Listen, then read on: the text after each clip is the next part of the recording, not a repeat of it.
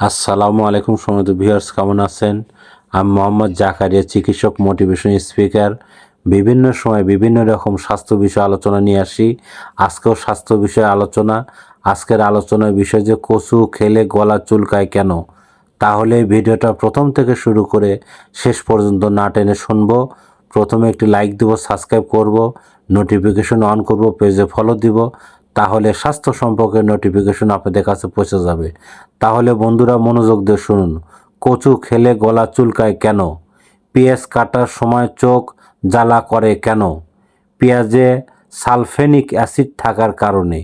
মরিচ খেতে ঝাল লাগে কেন? মরিচে ক্যাপসাইসিন থাকার কারণে। কচু খেলে গলা চুলকায় কেন?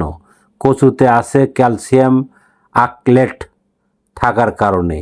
তেঁতুল খেলে এত টক লাগে কেন? তেঁতুলে টার্নিক অ্যাসিড থাকার কারণে। বৃষ্টিতে পানিতে কোন অ্যাসিড থাকে? নাইট্রিক অ্যাসিড থাকে। ডাবের পানিতে কোন অ্যাসিড থাকে? লোরিক অ্যাসিড থাকে।